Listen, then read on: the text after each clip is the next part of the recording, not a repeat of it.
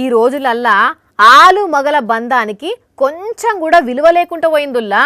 కూరల ఉప్పు ఎక్కువైతే భర్త కయ్యం అంటాడు. పండుగకు కొత్త చీర కొనియకపోతే భార్య ఊకోదు.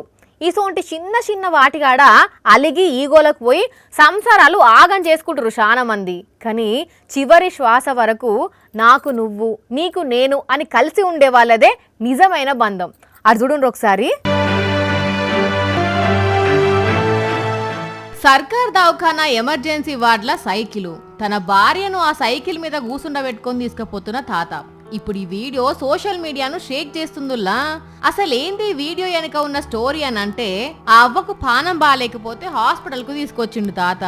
ట్రీట్మెంట్ అయిపోయినాక ఇంటికి తీసుకుపోదామంటే జేబులో రూపాయి లేదు. కనీసం గేర్దాంకనన్నా తీసుకుపోదామంటే వీల్ చైర్ కూడా లేదు. అందుకే తన సైకిల్ ను హాస్పిటల్ ఎమర్జెన్సీ వార్డు లోపల తీసుకొచ్చి ఆ అవ్వని దాని మీద ఊసబెట్టుకుని పైలంగా ఇంటికి తీసుకుపోయిండు తాత. రాజస్థాన్ రాష్ట్రంలో ఉన్న డీక్ జిల్లా సర్కార్ దవాఖానలో అవపడ్డ సీన్ గిది. అదే వార్డులో ఉన్నోళ్ళు ఎవరో వీడియో తీసి సోషల్ మీడియాలో పెడితే అది బాగా వైరల్ అవుతున్నది.